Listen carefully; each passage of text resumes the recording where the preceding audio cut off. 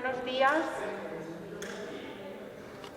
Mi nombre es Rosa y soy la dietista del servicio de cocina que lo lleva la empresa Aramar, no sé si lo sabíais. Y bueno, vengo a hablaros un poco sobre alimentación saludable, una charla así con conocimientos básicos para empezar de cero. Y nada, cualquier cosa que vayáis viendo a medida que vamos avanzando en la exposición, que me queráis preguntar o demás, me levantáis la mano y hacemos los incisos que queráis, ¿vale? Sin ningún problema. Me vais parando, me vais interrumpiendo y así vamos hablando todos y lo hacemos un poco más ameno para que no se nos haga pesado. Estamos acostumbrados a hablar continuamente de una dieta saludable, de una dieta equilibrada y muchas veces no sabemos cómo definirla. Tenemos que tener claro que una dieta no es solo ingerir los alimentos que necesitamos para nuestro día a día, sino que es un conjunto de hábitos de vida que nos hace obtener los alimentos que sean variados y en las cantidades suficientes para satisfacer nuestros requerimientos nutricionales y personales adaptados. El objetivo principal es obtener los nutrientes necesarios, que son esos que veis ahí, los carbohidratos, proteínas, grasas, vitaminas, minerales y el agua, que muchas veces se nos olvida y también es un nutriente muy importante.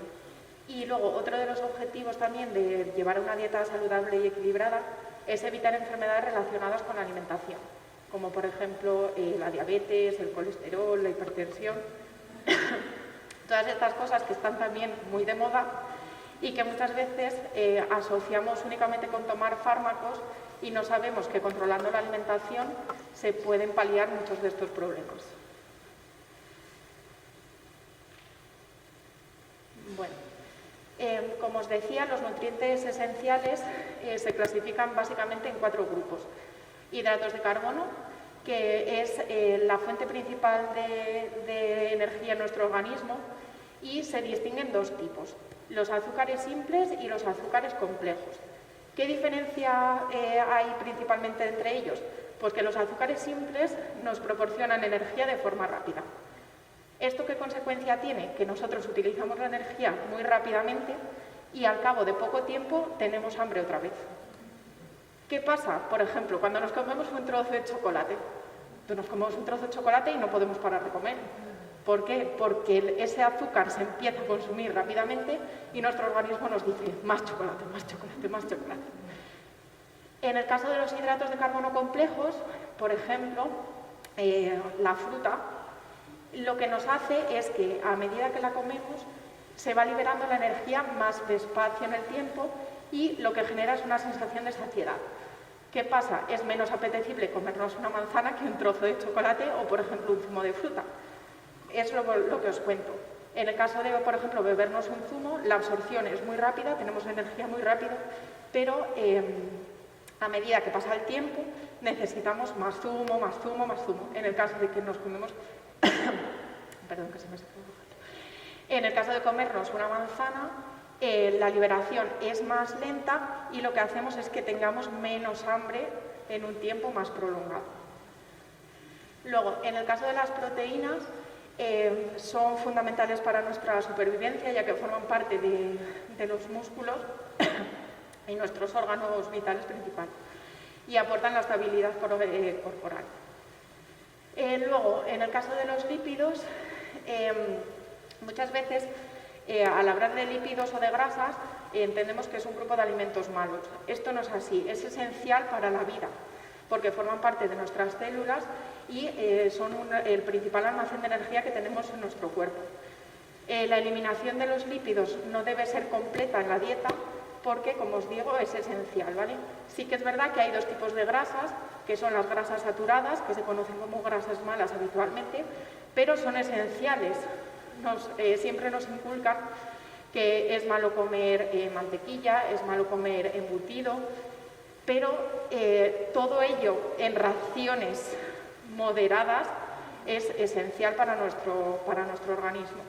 Y luego las grasas buenas son las que conocemos, por ejemplo, las que nos aportan el aceite de oliva, los frutos secos, los pescados, etc. Y luego el último grupo se denomina micronutrientes y son las vitaminas y los minerales. En este caso regulan todas las funciones metabólicas para que nuestro organismo funcione correctamente. Vale. Aquí en la parte izquierda veis la distribución calórica de la energía en los grupos de alimentos. La principal fuente de energía, como os decía, son los hidratos de carbono, deben aportar en torno al 55-60%. Y luego, a lo mejor lo que os llama la atención es que estamos acostumbrados a que nos digan que los lípidos deben formar parte en pequeñas cantidades de nuestra dieta. Bueno, pues como podéis ver, siempre debe aportar más cantidad de lípidos que de proteínas. Esto tenéis que tener en cuenta que depende también de las necesidades personales de cada uno. Porque habrá gente que necesite, por las enfermedades metabólicas que tenga, como por ejemplo el colesterol, que necesite menor cantidad de lípidos y más cantidad de proteínas. Entonces, esto tener en cuenta que son datos teóricos que no siempre hay que cumplirlos exactamente. Vale, y luego aquí, en esta parte derecha, os he puesto un poco la distribución por las comidas. La comida principal del día debe ser la comida, porque nuestro organismo es cuando está más activo y es cuando más energía necesitamos comer. Por eso en esta ingesta es donde hay que comer mayor volumen, principalmente de los hidratos de carbono. Mientras que en la cena y el desayuno deben ser comidas menos calóricas, y entonces en ese caso se deja principalmente menos cantidad de hidratos de carbono y más cantidad de verduras o de proteínas. Y luego en el grupo de la merienda podríamos incluir también la media mañana y las recenas en algunos casos. Vale. Y lo que quiero es que os quedéis principalmente con esta frase de que no hay alimentos buenos ni malos, ¿vale? Sino que todos en la proporción variada y justa tienen que conseguir un equilibrio de la dieta y entonces debe ser para que sea variada, porque no siempre hay que limitar las grasas ni siempre hay que limitar los hidratos de carbono, todo ello debe ser en su justa medida. Vale. Bueno, no sé si alguno de vosotros, me imagino que sí, siempre se ha oído hablar de la pirámide de alimentación, y es la manera en la que tenemos los dietistas o nutricionistas de explicar un poco el modelo de reparto de los alimentos a lo largo del día. Como os dije antes, llevar una dieta no significa únicamente a la forma de alimentarse, sino que también es un conjunto de hábitos que se recogen en la parte de abajo de la pirámide, como es una correcta hidratación, las formas de cocinar que deben ser saludables. No siempre debemos comer fritos, no siempre debemos comer embutidos. Lo que hay que intentar que principalmente las formas de cocinado sean lo más sanas posibles, sin aceites y demás. Bueno, en la base de la pirámide lo vamos a ir desglosando ahora paso por paso, pero quiero que os quedéis con que estas dos partes de la pirámide, la zona naranja y la zona verde, son las fundamentales y las que deben destacar a lo largo del día. Luego, la parte azul, como vamos a ver, es la parte de los alimentos proteicos que debe estar en todas y cada una de las comidas, y la parte de arriba, en rojo y en rosa, son los alimentos que deben estar en escasas ocasiones en nuestra dieta. Vale. La base de la pirámide, como os decía, son los principales alimentos que deben constituir nuestra dieta, y son principalmente aquellos que nos aportan energía, los hidratos de carbono. Como podéis ver, encontramos las pastas, los tubérculos, las harinas, las legumbres. Y bueno, quiero que os quedéis con esto, porque en el caso de las legumbres, aparte de aportar la energía necesaria con los hidratos de carbono, luego las vamos a ver en otro grupo de alimentos.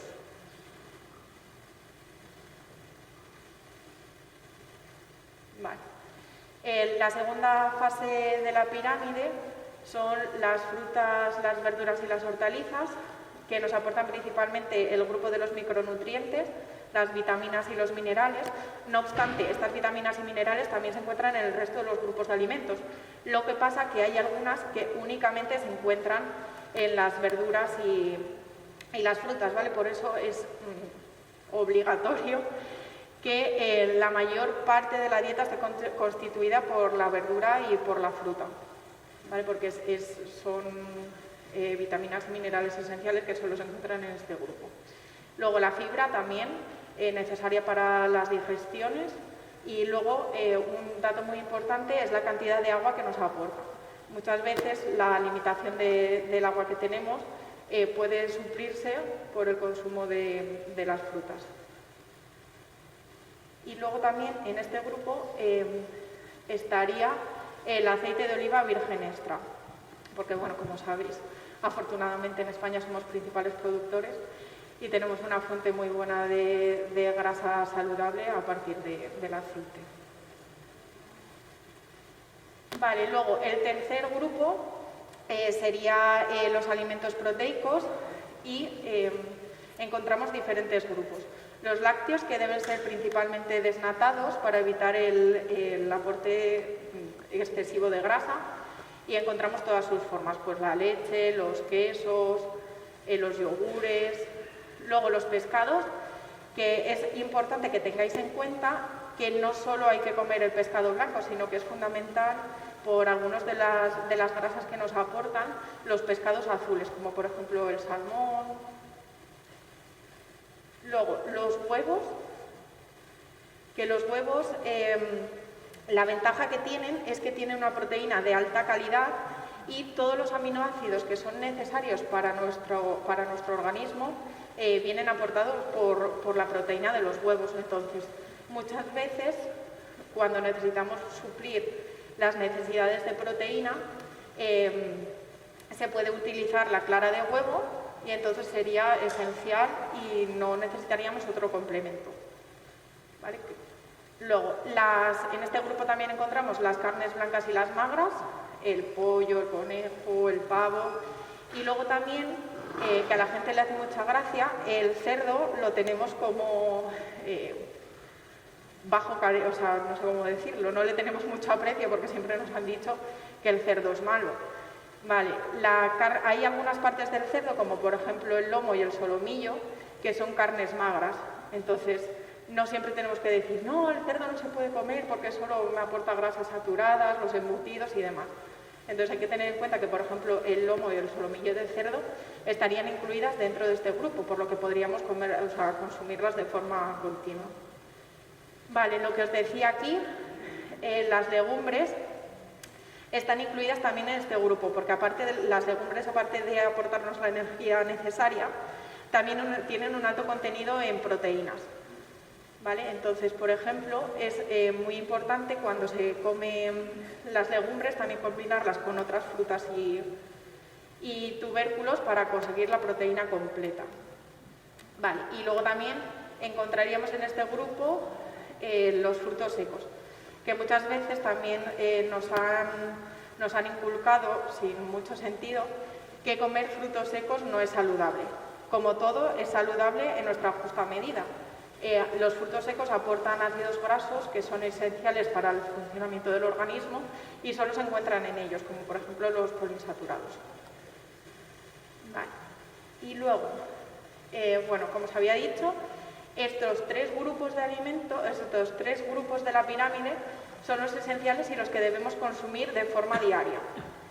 Y ahora que nos encontramos, la parte alta de la pirámide. Las carnes grasas y los derivados. ¿Por qué se caracterizan fundamentalmente?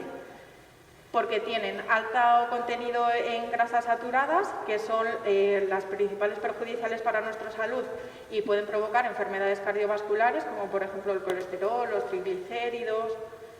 Y luego también, muchas veces, la forma de prepararlas para que no sean apetecibles, como por ejemplo las salchichas, las hamburguesas, tienen un alto contenido en sal.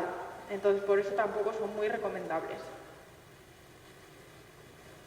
Y bueno, también encontraríamos los embutidos en este grupo.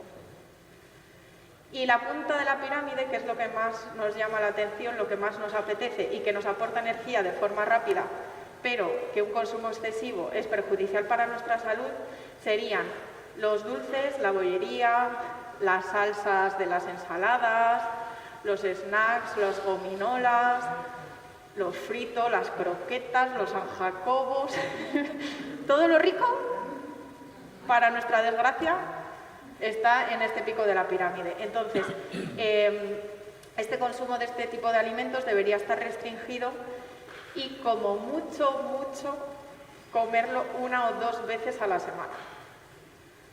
Es lo que nos apetece, pero la Sociedad Española de Nutrición nos dice que nanay, que se nos sale barriguita para afuera y que hay que limitarlo.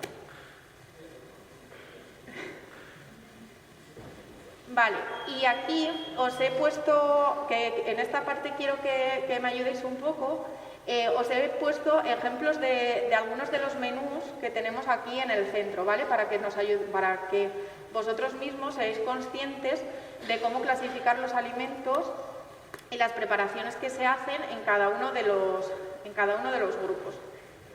Vale, empiezo yo, ¿vale? Por ejemplo, en el caso de los espárragos 2 salsas, los clasificaríamos en la parte de la verdura, los espárragos aquí, pero el tema de las 2 salsas, cuando ponemos mayonesa, nos vamos a la parte alta de la pirámide. Entonces, una cosa se nos compensa con la otra. Los espárragos muy bien, la mayonesa y la salsa rosa muy mal. En el caso de la lasaña, hidratos de carbono en la parte baja, estupendo. La carne picada, si es magra, estupendo porque la tendríamos en este grupo. Y la salsa de tomate estaría aquí. Vale, ¿qué pasa? Que cuando nosotros nos comemos un exceso de hidratos de carbono, estos en nuestro organismo están muy felices, pero de repente dicen, exceso, ¿qué hago? Me almaceno en forma de grasa. Entonces ya no estaría bien. Entonces había que comer únicamente la ración que fuera necesaria, que cada uno de vosotros más o menos la tenéis adaptada. Luego el pan lo clasificaríamos en la parte baja de la pirámide, y luego viene el problema de la tarta, muy rica, muy casera, Elena la hace con mucho cariño, pero ¿dónde nos vamos? A la parte alta de la pirámide. Entonces, hay veces que por muy rico que esté el menú y por mucho que nos gusta, no significa que sea lo más saludable posible. Luego, por ejemplo, el día que tenemos cocido, nos encanta a todos el cocido, estupendo, qué rico, el chorizo, el tocino, mojar el pan. La sopa de cocido, vale, los hidratos de carbono de la pasta, nos iríamos a la parte baja, estupendo. Los garbanzos del cocido, genial, nos aportan la proteína, nos aportan hidratos de carbono. La patata y las verduras también las englobaríamos en este grupo, pero llegamos al chorizo, al tocino, a la panceta. ¿Y dónde nos vamos? A esta zona. Entonces ya no nos gusta tanto, porque nos estamos desviando de los estándares saludables.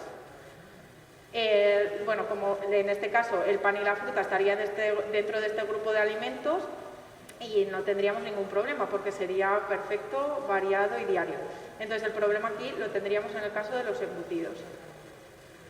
Y luego aquí, venga, ¿alguien me ayuda con este ejemplo? ¿Cómo clasificaríamos los alimentos en este grupo? Los garbanzos, ¿en qué zona de la pirámide estaban? Que son legumbres. Muy bien, en el azul. Perfecto. Estamos en la parte media de la pirámide, en la parte baja, un consumo diario. Los huevos revueltos con setas. Las setas estarían en el grupo de las verduras, las hortalizas y demás. Perfecto, en la zona verde. Los huevos nos aportarían la proteína. Estaríamos en la parte azul. El pan en la parte baja y la fruta en la parte media de las verduras. Entonces, este, por ejemplo, sería un menú que podríamos considerar completamente saludable, equilibrado y podríamos utilizarlo como si fuera uno de los estándares. ¿Vale? Entonces, este es el principal objetivo al que tenemos que tender, ¿vale? A que cuando vosotros, por ejemplo, cojáis el menú, siempre clasifiquéis todos estos alimentos en estas 3 zonas de la pirámide. Cuando nos pasemos a la parte de arriba de la pirámide, tenemos que decir, uy, hoy me estoy pasando. Por la noche no me puedo pasar absolutamente nada. ¿Tenéis alguna cosa?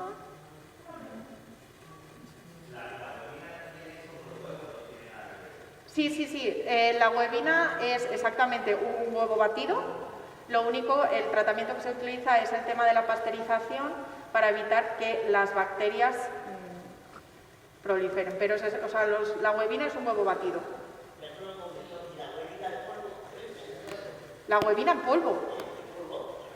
Pues lo mismo, tú lo que haces es batir los huevos, los deshidratan, les quitan el agua y lo que hacen, pues lo concentran. Pero eso aquí, por ejemplo, en el centro no se utiliza. Así que no tengáis problema, que aquí la huevina esa en polvo no la utilizamos.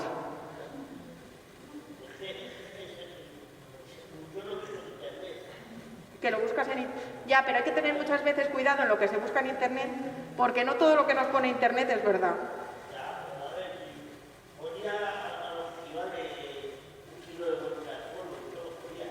Claro, es que tú date cuenta que si un huevo habitualmente nos pesa 60 gramos, el 80% del huevo es agua.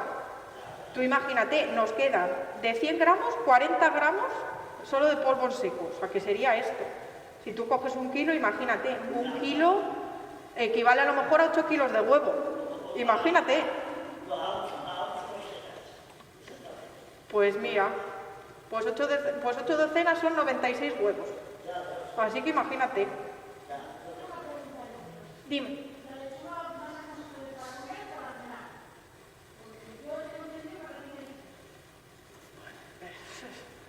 Eso depende del metabolismo de cada persona. Yo, por ejemplo, ceno siempre ensaladas y no tengo retención de líquidos. Eso es un poco en función de las personas. Pero vamos, toda la verdura es completamente saludable, tanto para comer como para cenar. Es indistintamente. No retiene, si comes 1 kilo de lechuga no vas a retener 2 kilos de agua. Probablemente la salsa que le añadimos a la ensalada sea lo que nos está perjudicando, no la lechuga, que eso muchas veces también influye. ¿Más cositas? Dime.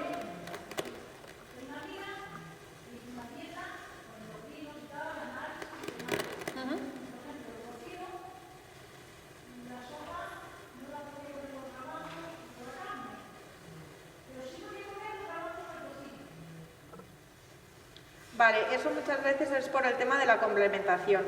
Depende del tipo de dieta que haya estado haciendo tu amiga, porque date cuenta que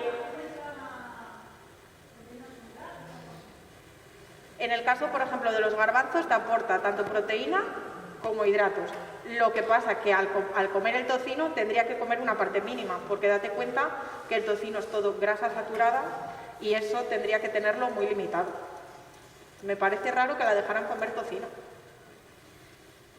¿No comería el morcillo o el estofado, la carne que le echaran al cocido?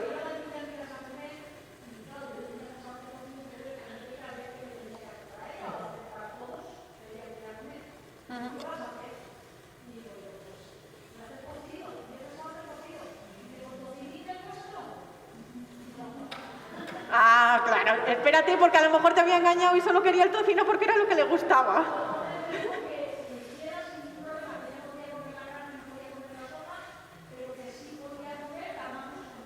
Claro, date cuenta que muchas veces en la sopa, si nosotros utilizamos el caldo de la cocción, del chorizo, del tocino, de la vianda, toda esa grasa que se libera de esos productos queda retenido en el caldo. Entonces, comerte la sopa que ya lleva los hidratos de carbono y convierte todas esas grasas, luego es normal que no coma vianda ni cosas así.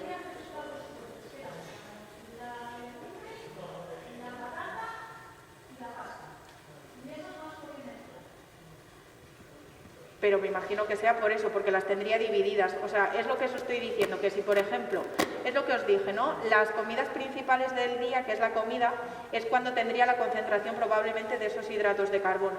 Y luego, en el resto de las ingestas los tendría completamente limitados. Porque si tú comes muchos hidratos de carbono en una ingesta, los tienes que limitar en la siguiente para no pasarte de calorías a lo largo del día.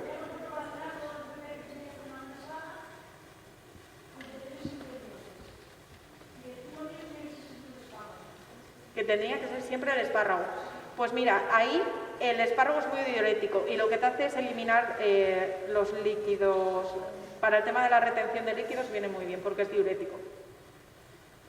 Pero vamos, que tener en cuenta que las dietas se tienen que hacer personalizadas y no siempre los estándares de las dietas tienen que ser iguales, porque a lo mejor es lo que dices, a ti la lechuga te sienta mal para cenar.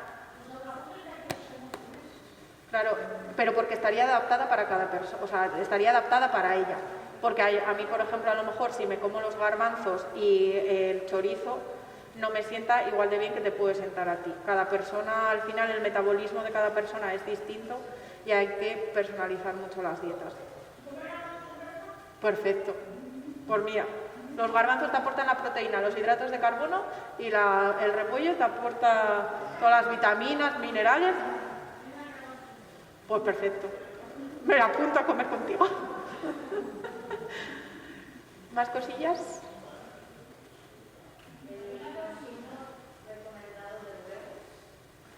Vale.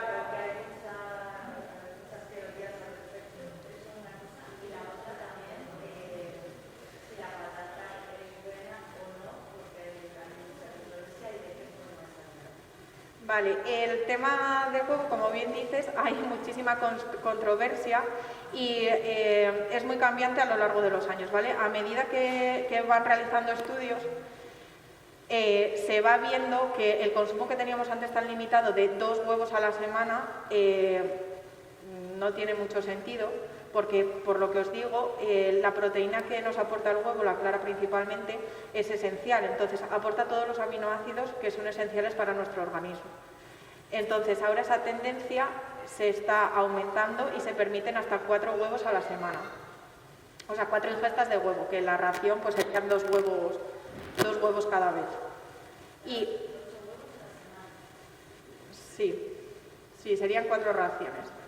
Entonces, ¿pero qué problema tenemos? Que la yema, por su parte, aporta alto contenido en lípidos. Entonces, es lo que hablamos, que cada persona tendría que controlar un poco las necesidades que tiene, porque hay veces que muy bien el huevo, muy bien la proteína de la clara, pero el tema de la yema habría que limitarlo, sobre todo cuando hay patologías de colesterol, triglicéridos y demás. Y luego, la patata es buena como todo, si no abusas de ella. El tema de la metabolización de la patata no, es lo que os digo. Son hidratos de carbono complejos, pero la patata también tiene bastante cantidad de hidratos simples. Entonces la metabolización es bastante rápida. Sería mucho mejor utilizar una pasta al dente que comer una patata. Dime. No. La leche sin lactosa, date cuenta que es sin lactosa porque las personas que la ingieren tienen una patología digestiva que no la pueden digerir. Entonces se le quita ese componente que es la lactosa, que es un azúcar, y lo que hace es que la persona ya la pueda tolerar y entonces no tenga problemas pues, de diarreas, de vómitos, etc. Pero es exactamente igual, porque si te das cuenta, la leche sin lactosa la podemos encontrar en el mercado desnatada, semidesnatada, entera. Entonces lo único que hace es quitarle un azúcar que hay ciertas personas que no la pueden digerir. De nada. No, la pasta al dente mucho mejor que la pasta cocida. Que me ha preguntado a ver si es mejor, como me has dicho, una patata que una pasta blanca. Sí. Vale, ¿qué es lo que pasa con la pasta? Cuando aumenta el grado de cocción, lo que hace es que los hidratos de carbono complejos se empiezan a romper. Entonces, cuando llegan a nuestro organismo, las enzimas de nuestro tracto gastrointestinal lo que hacen es hidrolizarla mucho más rápida y se convierten más rápidas en azúcar. Entonces, al final tenemos una fuente rápida de energía que a lo largo del tiempo desaparece más rápido, por ejemplo, que si nos comemos una pasta integral, que la fibra lo que hace es retener esos azúcares y la metabolización tarda más. Es por eso. La patata tiene también mucha cantidad de hidratos de carbono complejos, obviamente, pero le pasa un poco como la pasta cuando está muy cocida. La metabolización es mucho más rápida. Pues la pasta de arroz es como arroz. Es lo mismo, como por ejemplo ahora, no sé si lo habréis visto, está muy de moda la pasta de legumbres. Es una forma, sí, en todos los supermercados, si vais, ahora tienen pasta de lentejas, pasta de garbanzos. Entonces es una forma que se quiere engañar a los niños para que la forma saludable de comer esa pasta sea con legumbres que nos aportan la proteína y hidratos de carbono más complejos, mayores que la pasta. Pero la pasta del arroz y el arroz es lo mismo, porque al final lo que hacen es moler el arroz y darle forma de pasta. Es exactamente lo mismo. ¿El vinagre? Sí, es un ácido que al final lo que te hace en el estómago es exactamente lo mismo. Depende cuánto comas.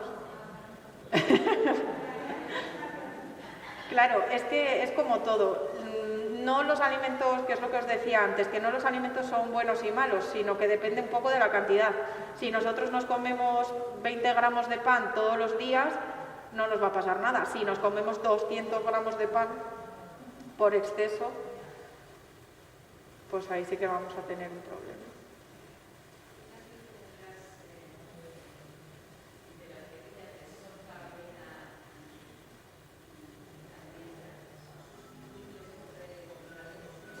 Vale, me pregunta Maite que las bebidas vegetales de soja, de avena.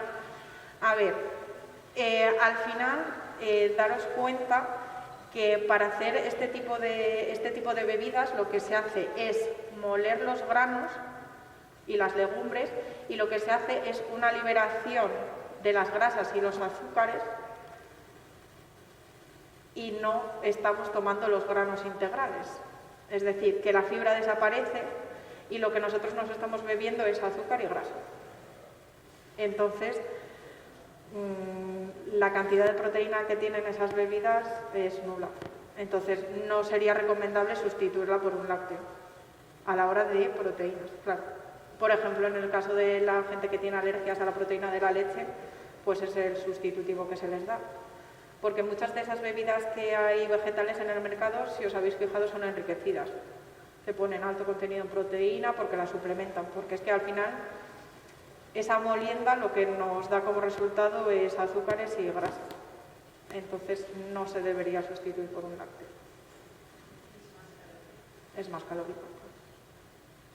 Y claro, eso sí, el tipo de grasa es distinta porque las grasas que encontramos principalmente en las bebidas de avena, de avena, de soja y demás, son poliinsaturadas o insaturadas, mientras que en la leche son saturadas. Entonces ahí hay que jugar un poco, pero claro, el valor energético más o menos igual.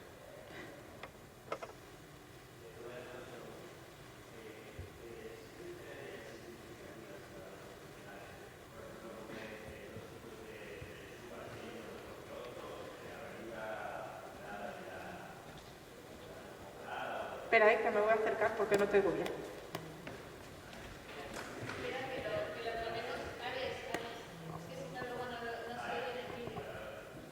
Vale. Que si existen diferencias significativas en valor nutricional entre, por ejemplo, diferentes tipos de lechuga, nada. No. ¿Igual te da comer una iceberg que una roble? Básicamente, lo que es en valor nutricional, calórico, sí. Vale. Y Claro, entre cosas congeladas y frescas, verdura, por ejemplo. A ver, si los procesos de congelación se hacen bien, no tiene por qué haber variación significativa.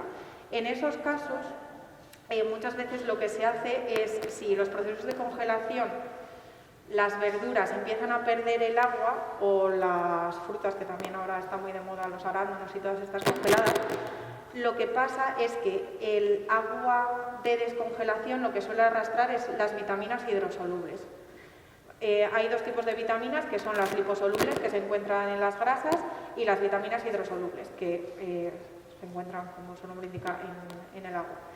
Entonces, muchas veces lo que hace es que pierden el valor nutritivo porque el agua de descongelación arrastra todas esas vitaminas y minerales y entonces pierden el valor nutricional. Pero a nivel calórico... Depende más de lo que es la congelación, ¿no? Exactamente, sí, depende del proceso. Por eso es mucho mejor comerte una zanahoria fresca que una zanahoria congelada, porque si el proceso, y ya no más que el proceso de congelación en lo que es industrial, sino la cadena de frío desde que sale de la fábrica hasta que llega a nuestras manos, porque, vamos, fijo que habéis ido a todos los supermercados y de repente si cogéis una bolsa de guisantes está hecha un mazacote. Eso significa que se ha descongelado, se ha congelado, entonces, claro, todas esas vitaminas se van perdiendo por el camino. Bueno, y la otra ya la has contestado, que era que comer un bollo de pan por la mañana, otro al mediodía, unas galletas María y luego a la cena otro bollo de pan, pues no. Al final lo del pan es que es muy relativo. Si tú lo utilizas como el único hidrato de carbono que consumes en cada una de las ingestas, pues bien. Pero si aparte consumes la pasta, consumes las patatas, consumes las legumbres, consumes la fruta, consumes el zumo de naranja y todo eso, al final, todas esas cosas en cadena son las que resultan perjudiciales. No sé si tenéis más preguntas.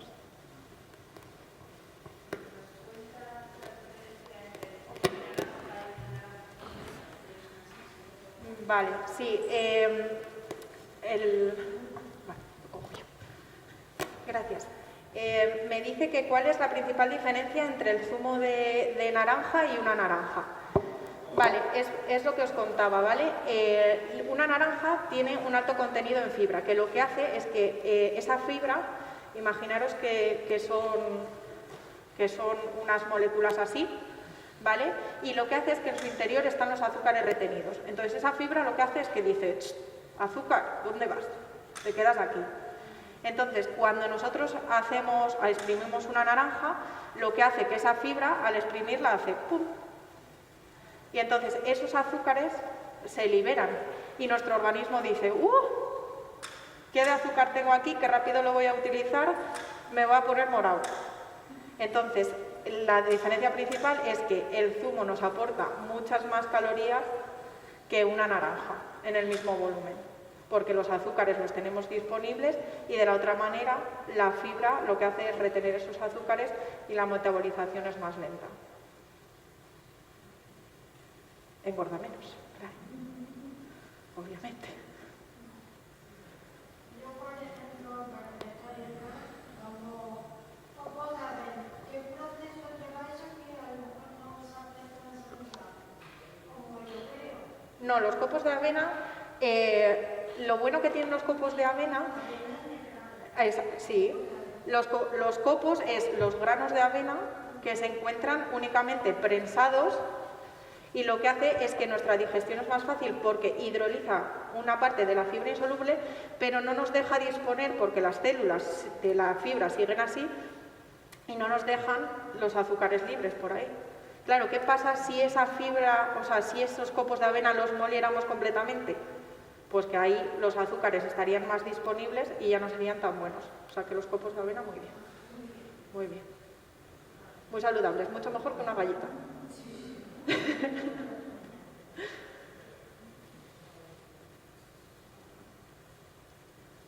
¿Alguna cosilla más que queráis?